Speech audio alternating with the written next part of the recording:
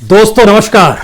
दोस्तों आज तो हम आपको सपनों की दुनिया में लिए चलते हैं, क्योंकि राजा जब सपने देखने लगे, राजा जब अपनी प्रजा को सपने दिखाने लगे, उन सपनों में उड़ान भरने के लिए दरबारियों की एक लंबी कतार हो और उन सपनों को जमीन पर उतारा जा सकता है ये कहने के लिए बाबुओं की एक लंबी फौज हो। ये सपने दिन में भी देखे जाते हो, इन सपनों का जिक्र रात में भी होता हो, इन सपनों का ऐलान संसद के भीतर भी होता हो और इन सपनों का जिक्र सड़क पर रैलियों में भी होता हो, और तो और इन सपनों का उद्घोष लाल किले के प्राचीर से भी किया जाता हो। यानी मई 2014 से लेकर मार्च 2020 तक में हर दूसरे दिन एक सपने का जिक्र हो, क्योंकि इस दौर में 198 सपनों का जिक्र हुआ है। ये ऐसे सपने हैं जिसमें 38 सपनों का जिक्र अगर पार्लियामेंट के भीतर हुआ है तो 42 सपनों का जिक्र लाल किले के प्राचीर से भी हुआ है। इन सपनों की कतार में आज खड़े हो जाइए, क्योंकि सपने सपने नहीं होते हैं। सपनों की जमीन कितनी कंक्रीट से भरी होती है, वो कितनी नुकीली होती है, और अगर आप उस पर चल नहीं पाएंगे तो आपके पांव लहूलुहान हो जाएंगे। लेकिन इन सपनों पर चलते हुए इस देश को कोई लहूलुहान कैसे कर सकता है? सपने बेचते बेचते देश को कोई खोखला और कंगाल कैसे कर सकता है? इन सपनों में आज सिर्फ एक सपने का जिक्र करेंगे। यह सपना बहुत बड़ा है।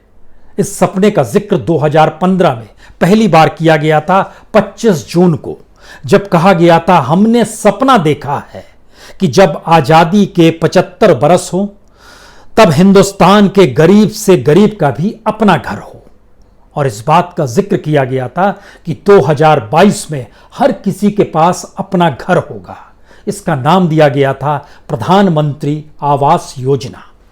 तो आज इस एक सपने को आप जी लीजिए और जरा समझ लीजिए ये देश काम कैसे करता है, ऐलान कैसे करता है, और उसको जमीन पर उतारने के तरीके क्या होते हैं, दस्तावेज कैसे तैयार किए जाते हैं, बाबू जमीन पर कैसे उतारता है, दरबारी कैसे वाह वाह कहते हैं और राजा मदमस्त हो जाता है।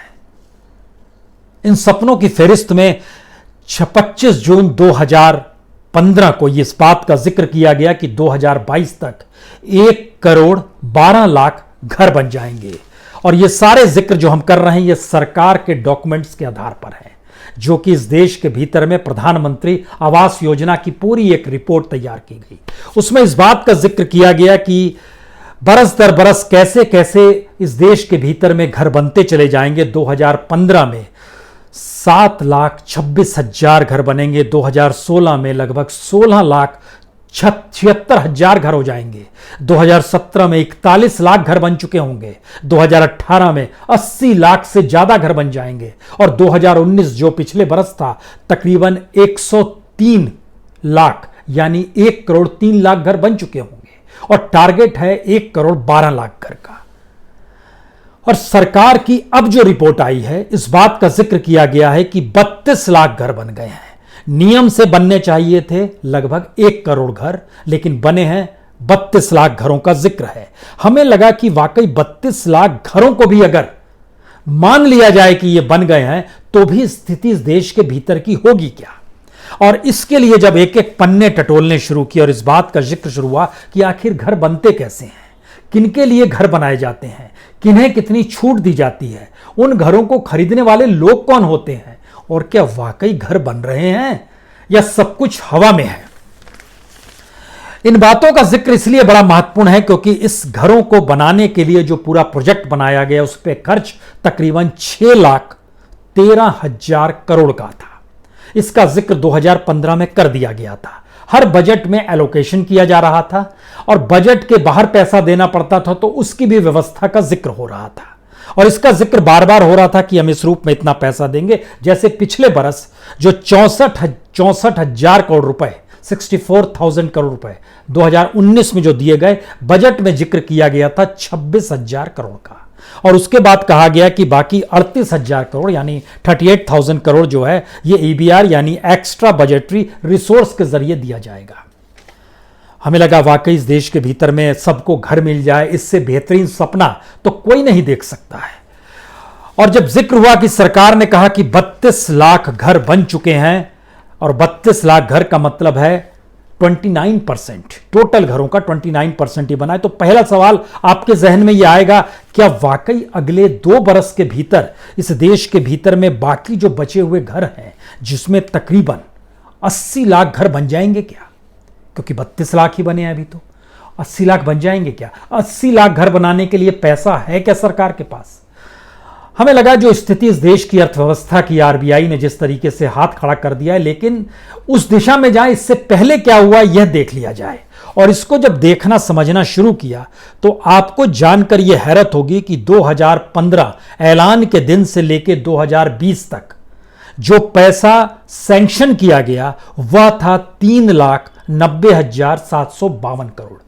एक लिहाज से यह रकम बहुत बुरी नहीं है, क्योंकि जब पूरा प्रोजेक्ट ही अगर 6,13,000 करोड़ का है तो 3,90,000 करोड़ रुपए सैंक्शन किए गए, इससे बेहतर क्या हो सकता है? वाकई कुछ नहीं हो सकता है। लेकिन उसका अगला डॉक्यूमेंट बता रहा था कि रिलीज उतना नहीं किया गया, रिलीज किया गया 1,48,820 करोड़ रुपए, यानी लगभग जो बताया गया उसका लगभग 30% रिलीज किया गया। अब सवाल था कि अगर इतना रिलीज कर दिया गया तो कितने मकान बनेंगे, लेकिन रिलीज किया गया, लेकिन यूटिलाइज कितना हुआ यह भी सरकार का ही डॉक्यूमेंट बतलाता है। कुल मिलाके बीते 5 बरस में जो प्रधानमंत्री आवास योजना थी, पैसों का यूटिलाइजेशन हुआ है सिर्फ 84,442 करोड़, यानी 84,442 करोड़, यानी कुल रकम का सिर्फ 14%। यानी एक प्रोजेक्ट तय किया गया, उसकी एक कीमत तय की गई। प्रोजेक्ट के बारे में बताया गया कि 29% घर बना चुके हैं, और प्रोजेक्ट की रकम में से बताया गया खर्चा सिर्फ 14% ही हुआ है। यह क्या खेल हो गया? वक्त बीतने के साथ तो पैसे की कीमत और ज्यादा कम होती चली जाती है, कीमतें और महंगी होती है। यहां तो खेल उल्टा है, जितना पैसा दिया जाना चाहिए उसका पैसे का जो यूटिलाइजेशन था वह भी कम था। तो 14% के खर्च में 29% घर कैसे बन सकते हैं, यह पहला हिसाब। लेकिन बाबुओं ने यह कमाल कर दिया, दरबारियों ने आंख मूंद ली, क्योंकि 32 लाख घर बन गए और सिर्फ 84,442 करोड़ में बने, जबकि उस पर खर्चा आता है 1,77,770 करोड़। इतने खर्च होने चाहिए तभी इन मकानों को बनाया जा सकता है, अन्यथा बड़ा मुश्किल है मकान को बनाना। पहला हिस्सा तो ये रहा आपके सामने। जो इम्पॉसिबल सी चीज थी वह, यानी झूठ क्या बोला जा रहा है, 32 लाख घर झूठ बोले जा रहे हैं, वही बोले जा रहे होंगे, क्योंकि जो यूटिलाइजेशन पैसा है वह तो सरकार का बही खाता है। उस बही खाते में इस बात का जिक्र है कि हमने इतना सैंक्शन किया, इतना रिलीज किया, इतना यूटिलाइज हुआ। यह पहला हिस्सा था। दूसरा बड़ा हिस्सा क्या है इस देश के भीतर में, जो सपने देखे जा रहे थे, उन सपनों में बहुत चीजों का जिक्र था। उसमें कहा गया था कि ये जब मकान बनने शुरू होंगे, cement company, iron and steel company, frame और फर्नीचर की बनाने वाली company, transport, electricals, paint, plumbing equipment, सभी जगहों पर बड़ी तेजी से प्रोडक्शन होने लगेगा, काम होने लगेगा। लेकिन मौजूदा वक्त में जब इन इंडस्ट्रीज की हालत हमने देखी तो कमोवेश हर जगह जो काम हो रहा है सिर्फ 10 से 18% के बीच में काम हो रहा है, बाकी जगहों पर ताला लगा हुआ है। और यह काम उस तमाम इंडस्ट्रीज के लिए हो रहा है जो इंडस्ट्रीज इस मौजूदा वक्त में रियल एस्टेट को निजी तौर पर भी जुड़ी हुई है, दूसरे इंडस्ट्री को भी जो माल चाहिए उससे भी जुड़ी हुई है। यानी यहां भी चीजें ठप हो गई। इतना ही नहीं, इस बात का भी जिक्र किया गया कि हम कितना रोजगार पैदा कर देंगे। इसमें बाकायदा हर बरस का जिक्र किया गया। 15-16 में 2015-16 में शुरुआत हुई उसकी, कहा गया हम लोग तकरीबन 11 लाख नौकरियां पैदा कर देंगे। 16-17 में लगभग 9 लाख पैदा कर देंगे। 17-18 में 23 लाख पैदा करेंगे। 18-19 में लगभग 17.5 लाख नौकरियां हो जाएंगी, और 19-20 आते आते लगभग 60 लाख, यानी सब मिला दीजिएगा तो लगभग 1.25 करोड़ नौकरियां इस प्रधानमंत्री आवास योजना के तहत हो जाती। लेकिन मौजूदा वक्त में स्थिति यह है कि 1 करोड़ 20 लाख लोगों को नौकरी तो दूर है, 20 लाख लोगों के पास भी नौकरी नहीं है जो कि इसको बना रहे हों। इसमें डायरेक्ट और इनडायरेक्ट तक का सपना देखा गया। डायरेक्ट तौर पर जिनको नौकरी होगी उनकी संख्या 38,85,000 होगी। जो इनडायरेक्ट वे में काम कर रहे होंगे उनको लगभग 80,15,000 इनडायरेक्ट वे में काम करेंगे। कुछ भी नहीं हो रहा था, लेकिन सपने देखे जा रहे थे। और सपनों का जिक्र इसलिए महत्वपूर्ण है क्योंकि इन सपनों का जिक्र करते हुए कहा गया 2022 तक इस देश में कोई गरीब बिना घर के ना रहे। हाउसिंग फॉर ऑल, सबके लिए घर, यह हमारा सपना भी है और यह संकल्प भी है। ये गजब का सपना था और गजब का संकल्प था जिसका जिक्र बार बार किया जा रहा था, और हमें लगता है इन शब्दों को दरबारियों ने लिखा होगा। दरबारियों ने लिखा, राजा ने कह दिया। हम इसलिए इस बात का जिक्र कर रहे हैं क्योंकि दरबारियों ने या नौकरशाहों ने राजा को इस बात की जानकारी नहीं दी कि इस देश के भीतर में जो ओवरऑल रियल एस्टेट की स्थिति है वो बड़ी खराब हो चली है, जो ठप पड़ा हुआ है, और इतनी बड़ी तादाद में वहां पर घर खाली पड़े हुए हैं कि उनको लेने वाला कोई नहीं है। लगभग देश के टॉप 7 शहरों में आज की तारीख में जब हम आपसे बात कर रहे हैं 5,60,000 घर ऐसे हैं जो अंडर कंस्ट्रक्शन है, डिलेड प्रोजेक्ट हैं या स्टक यानी पूरी तरीके से बंद पड़े हुए हैं। और 30 शहरों में यानी देश के 30 शहर जो टॉप मोस्ट शहरों में लाए जाते हैं जहां पर रियल एस्टेट अपने को पैसे में कमाता है, वहां पर लगभग 12,76,000 घर खाली पड़े हुए हैं। सिर्फ 7 शहरों में 4.5 लाख करोड़ रुपया अटका पड़ा है। ये पैसा आ नहीं पा रहा है, जा नहीं पा रहा। ये तो पहली स्थिति हो गई। दूसरी स्थिति, इस देश के भीतर में जो मकान बनाने की थी, उस मकान को बनाने में भी अलग अलग तरीके से चुना जाता है कि इन जगहों पर मकान बनाएंगे तो यहां बाइंग पावर ज्यादा है, क्योंकि फ्री ऑफ कॉस्ट तो मकान दिया नहीं जाएगा, सस्ते में दिया जाएगा, सब्सिडी दी जाएगी। महाराष्ट्र और गुजरात 2 ऐसी जगह पर है जहां पर बेनिफिशियरी को हर मकान में तकरीबन 1 लाख तक का लाभ मिलता है। उत्तर प्रदेश में ये 50,000 तक का लाभ मिलता है। और इसी तरीके से होते होते जब आप बिहार, झारखंड, उड़ीसा, पंजाब, उत्तराखंड यहां पहुंचेंगे तो यहां पर एक मकान में जो कीमत में खरीदता उसको 10,000 रुपए का लाभ मिलता है। ये कैटेगराइजेशन है, ये एक असमानता का प्रतीक है। सरकार की अपनी पॉलिसी के भीतर भी प्रांतों को चुना गया, वहां परचेजिंग पावर देखा गया, उसी स्टाइल के मकान बनाए गए। अब बिहार के किसी व्यक्ति को अगर 1 लाख रुपए में एक मकान बनना है तो उसको 90,000 में वो मकान पड़ जाएगा। उससे क्या होगा? 10,000 सब्सिडी मिल जाएगी, उससे क्या होगा? महाराष्ट्र और गुजरात में अगर 5 लाख का मकान उसके हिस्से में आ रहा है तो 1 लाख रुपए की रियायत मिल जाएगी। ये स्थिति अलग अलग जगहों पर अलग अलग है। हरियाणा, छत्तीसगढ़, तेलंगाना, आंध्र प्रदेश, बंगाल, यहां पर 10 से 25,000 की सब्सिडी है। ये अलग अलग जगहों पर अलग अलग सब्सिडी दी गई है। सवाल सिर्फ इतना था कि जो सपने देखे गए और जिन सपनों को दिखाया गया कि हर किसी को घर दे दिया जाएगा, अगर उसकी ऐसी स्थिति आ गई है तो इसका मतलब है कि हर प्रोजेक्ट में ये स्थिति होगी। हम इस बात का जिक्र इसलिए कर रहे हैं क्योंकि जो सैंक्शन भी किए गए घर हैं उसमें आंध्र प्रदेश टॉप पर है, 20 लाख घर यहां पर बनाएंगे। राजस्थान में लगभग 2 लाख घर बनेंगे, बिहार में तकरीबन 3 लाख घर बनेंगे, महाराष्ट्र में लगभग 11.5 लाख घर बनेंगे, उत्तर प्रदेश में 15.5 लाख घर बनेंगे। इसी तरीके से जो गरीब और रईस हैं राज्य हैं उनके भीतर भी एक असमानता की स्थिति, सरकार के सपने दिखाने के भीतर का भी सच यह है कि कौन अच्छा सपना देख पाएगा, कौन उस सपने के भीतर भी अपने आप को उड़न खटोले में नहीं बल्कि खटिया पर खड़ा पाएगा। यह एक स्थिति है। इन सपनों की फहरिस्त हमें लगता है इसलिए बड़ी महत्वपूर्ण है। जो लोग रोजगार से सीधे सीधे जुड़े हुए हैं, जो नौकरी करते हैं, जो ब्यूरोक्रेट्स हैं, उनके बारे में तो अभी नहीं कह सकते हैं। इन सपनों की फहरिस्त में हमको लगता है इन सपनों का जिक्र बार बार किया जाएगा, हम लोग करेंगे हर योजना के तहत, लेकिन इसका एक दूसरा हिस्सा खाली देख लीजिए, समझ लीजिए। इस देश के भीतर में जो भी सरकार के मातहत काम करने वाले संस्थान थे, उन सबों की स्थिति में गजब की रफ्तार आ गई घाटे में चलने की। इसको कौन ले आता है? यह सपना देखा गया था कि पीएसयूज लाभ में होंगे, पीएसयूज के जरिए कर्मचारियों को बोनस मिलेगा, वेतन बढ़ेगा, सुविधाएं मिलेंगी, तमाम चीजों का जिक्र था। लेकिन कैसे चीजें होती चली गई, आखिरी रिपोर्ट जो आई है उसमें बताया गया है, जो 31 मार्च 2020 तक की है, उसमें बताया गया है कि लगभग 79 पीएसयूज जो हैं घाटे में चल रहे हैं। आप कहेंगे 79 पीएसयू घाटे में चल रहे हैं, तो ये तो पहले भी चलते थे। हमें लगता है कि आज इसकी जानकारी आपको देनी चाहिए कि स्थिति इस देश के भीतर की क्या है। 2013-14 को ले लीजिए, फिर हम लोग 14-15-16 से जिक्र करेंगे। 2013-14 में इस देश के भीतर में जो पीएसयूज घाटे में चल रहे थे उनकी संख्या थी 36।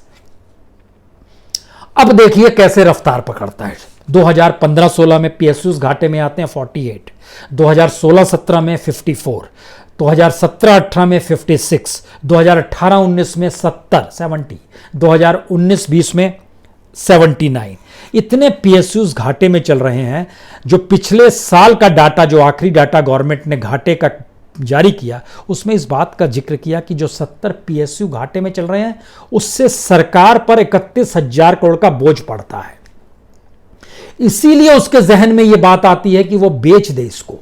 अब सवाल यह है कि किसको बेच दे, बीएसएनएल को बेच दे, एयर इंडिया को बेच दे, एमटीएनएल को बेच दे, बीसीसीएल को बेच दे, भेल को बेच दे, हिंदुस्तान फोटो मैन्युफैक्चरिंग को बेच दे, उड़ीसा मिनरल डेवलपमेंट कॉर्पोरेशन को बेच दे, नेशनल टेक्सटाइल कॉर्पोरेशन को बेच दे, हिंदुस्तान न्यूज़ प्रिंट लिमिटेड को बेच दे, चेन्नई पेट्रोलियम कॉर्पोरेशन को बेच दे, स्टेट ट्रेडिंग कॉर्पोरेशन को बेच दे। लेकिन बेच कितने को दे? जब इतनी लंबी फेरिस्त हमारे सामने आकर खड़ी हो गई तब इसका दूसरा सवाल है कि वजह क्या है इसकी। अब ये देखिए कि सरकार जो चला रही है, दरबारी जो उड़ान भर रहे हैं, नौकरशाह जो कह रहे हैं ठीक है हम कागज पे सब ठीक उतार देंगे, उनका क्या कहना? उनका कहना है कि जो उत्पादन होता है इन जगहों पर बड़ा हाई कॉस्ट है उसका। हाई कॉस्ट क्यों है? पहला सवाल। दूसरा, सरप्लस मैन पावर है, तो जो नौकरी कर रहे हैं वो समझ जाए। गवर्नमेंट की रिपोर्ट कहती है कि यहां पर सरप्लस यानी जितना मैन पावर होना चाहिए उससे ज्यादा मैन पावर है। लो प्रोडक्टिविटी है उसका, बहुत ही लो प्रोडक्टिविटी में है। लो कैपेसिटी यूटिलाइजेशन है इसका। हैवी इंटरेस्ट बर्डन इन पर पड़ा हुआ है। नॉन रेम्युनरेटिव प्राइसेस हैं इसके। ये सारी चीज बताते हुए दो बातें निकल कर आती है कि कर्मचारियों की छटनी तुरंत कर दी जाए। इस बात का जिक्र आता है कि मशीनरी को तुरंत बदल दिया जाए।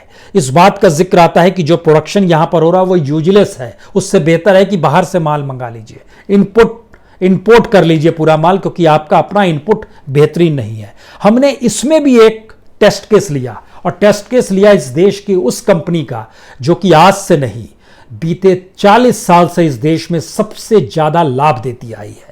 और एक लिहाज से ये इस देश में जैसे ही ये बनी थी, 1956 में ये कंपनी बनी थी, तब से कभी घाटे में नहीं, और लगातार हर सरकार को लाभ, नेहरू के जमाने से लेकर मोदी तक की सरकार को लाभ। लेकिन मोदी सरकार आने के बाद ऐसी कौन सी स्थिति बनी कि इसका लाभ घटते चला जा रहा है? और इस कंपनी का नाम क्या है? ये देश की सबसे फायदेमंद कंपनी है। पिछले साल इस देश में जितना भी पीएसयू से सरकार को प्रॉफिट हुआ, अकेले इस कंपनी ने 15% प्रॉफिट दे दिया। फिर भी सोचिए, इसकी स्थिति भी नाजुक हो गई। इस कंपनी का नाम है oil and natural gas corporation, ONGC जी। अब इस ओएनजीसी के भीतर झांक कर इसलिए देखिए क्योंकि सारे टैक्स काटने के बाद प्रॉफिट क्या आता है, पहले यह समझ लीजिए और उसके बाद हम लोग जिक्र करेंगे। और इसमें हमको लगता है जिक्र बार बार इसका जिक्र होता है कि मनमोहन सिंह का भी जिक्र कर दीजिए। चलिए मनमोहन सिंह का भी करते हैं। 2009 में इस कंपनी से सारे टैक्स वैक्स काट के पेमेंट करने के बाद इस कंपनी ने कमाए थे 161 बिलियन रुपया, यानी 16,100 करोड़। यह कमाई थी 2009 में। 2010 में कमाई हुई 16,700 करोड़। 2011 में कमाई हुई 18,900 करोड़। 2012 में कमाई हुई 25,100 करोड़। 2013 में कमाई हुई 20,000। यहां पे आके ये कम हुआ क्योंकि 25,000 करोड़ से कम कर ये 20,000 करोड़ पर आ गया। 2009 से लेकर 2014 तक कुल मिला के ओएनजीसी से जो सरकार की कमाई थी वह सीधे शुद्ध प्रॉफिट 1,19,800 करोड़। 2009 से 2014 में स्थिति बदली। 1,19,800 करोड़ अगर तब प्रॉफिट हुआ था, इस बीच में 2014-15 के बाद से 2020 तक की स्थिति यह है कि वह प्रॉफिट कम होता है और 1,12,200 करोड़ होता है। तब जो रुपए की कीमत थी, अब जो रुपए की कीमत है, उस लिहाज से चलिएगा तो 30% आपको और माइनस करना पड़ जाएगा। अभी इसको माइनस मत कीजिए, जरा देखना शुरू कीजिए। 2015 में लाभ मिल रहा था 17,700 करोड़, 16 में घट गया, ये हो गया 16,600 करोड़। 2017 में ये फिर बढ़ता है, 17,900 करोड़ होता है। 18 में ये थोड़ा और बढ़ता है, 19,900 करोड़ होता है। और 2019 में यानी पिछले साल, जिसका जिक्र भारत सरकार बार बार ओएनजीसी को लेकर के कमाल कर दिया, ऑल टाइम हाई प्रॉफिट था 26,700 करोड़। इससे कम 2012 में ही था 25,100 करोड़। लेकिन झटके में 2019-20 का जो डाटा सामने आया उसने घाटे की स्थिति लाकर खड़ी कर दी और ओएनजीसी की स्थिति आ गई 13,400 करोड़ पर। 13,400 करोड़ सबसे कम है बीते 20 सालों में। इतना कम कभी प्रॉफिट हुआ नहीं। एक लिहाज से ये कई क्वार्टर में नेगेटिव में चली गई। अब सवाल है कि जिस ओएनजीसी के भीतर में 33,000 600 कर्मचारी काम कर रहे हैं, वह भी तो कुछ सोचेंगे। और इस देश के पीएसयू में जो काम करने वाले तकरीबन 11,30,000 कर्मचारी हैं, उनको भी सोचना होगा। यानी सवाल उस सपने का नहीं है जो सपना लाल किले के प्राचीर से देखा जाता है या संसद के भीतर देखा जाता है कि हर किसी को घर होगा। इन लोगों के पास तो घर भी है, रेड कारपेट भी है, लेकिन इनकी नौकरियां सुरक्षित है यह कह पाने की स्थिति में कोई नहीं है। इसलिए नहीं है क्योंकि हमारी प्लानिंग जो है वह हवा हवाई है। उसकी जमीन जो बनाई जाती है, क्योंकि ब्यूरोक्रेट्स की रिपोर्ट अगर आप देखिएगा तो आपको जानकर यह भी हैरत होगी कि हर ब्यूरोक्रेट की रिपोर्ट जो होती है वो इससे पहले के साल को दूसरे साल में माइनस नहीं करती है, उसको उल्टे जोड़ देती है। जैसे 2015 में 7 लाख मकान बनने थे, 2016 में जिक्र कर दिया गया 16 लाख मकान बनेंगे, 2017 में जिक्र कर दिया गया 41 लाख बनेंगे, 2018 में जिक्र कर दिया गया 80 लाख बनेंगे, 2019 में जिक्र कर दिया गया 103 लाख यानी 1,03,00,000 मकान बनेंगे। अब अगर इन सब को जोड़ दीजिएगा तो यह स्थिति लगभग 2 करोड़ मकानों से ज्यादा की हो जाएगी। लेकिन टारगेट तो 1,12,00,000 का ही मकान का था। लेकिन देखे कौन, वही दरबारी, वही नौकरशाह राजा सपने में है। तो इसलिए बड़ी मुश्किल यह है कि आप किसी भी चीज को जब देख पा रहे हैं तो आखिरी सच हमको लगता है डराने वाला यह है कि इस देश के भीतर में जितनी बड़ी तादाद में रोजगार खत्म हो रहा है, और अब जो सीएमआई की रिपोर्ट आई है वो ये बताने के लिए काफ़ी है कि इस देश के भीतर में बीते 4 महीने में 12 लाख नौकरियां जा चुकी हैं। और तो और इस देश के भीतर में 12 लाख नौकरियां गई और 3.5 लाख युवा जो हैं, जो डिग्री लेकर बाहर निकले आए हायर एजुकेशन की, ग्रेजुएट हो गए हैं, इंजीनियर हो गए हैं, डॉक्टर हो गए हैं, साइंटिस्ट होना चाहते हैं, रिसर्च कर रहे थे, 3.5 लाख ऐसे हैं जिनको नौकरी चाहिए, हम नहीं दे पाएंगे क्योंकि हमारे पास वो विजन कोई नहीं है। तो सपनों की दुनिया कितनी जहरीली है या सपनों की उड़ान कितनी घातक है, ये योजनाओं की फेरिस्त से समझिए, क्योंकि लाल किले के प्राचीर से भाषण देने का वक्त फिर आ चला है। और अब हमें लगता है कि आने वाले हर दिन में हम आपको एक सपना दिखाएं, जो सपना देखा गया था, इस बात का सपना कि हम इस देश के भीतर को किस रूप में स्वर्णिम अक्षरों में लिखा देंगे और इस बात का ऐलान करेंगे कि मेरा देश बदल रहा है। ये बदलते हुए देश की एक अनूठी तस्वीर है। तो सपनों में खो जाइए या फिर सपनों की हकीकत को समझते हुए उस कंक्रीट की ज़मीन पर चलना शुरू कर दीजिए। इससे आपके पांव लहूलुहान नहीं होंगे। जो सपने दिखा रहा है उसको अपने पांव को देखने के लिए मजबूर होना होगा। बहुत बहुत शुक्रिया, बहुत बहुत शुक्रिया।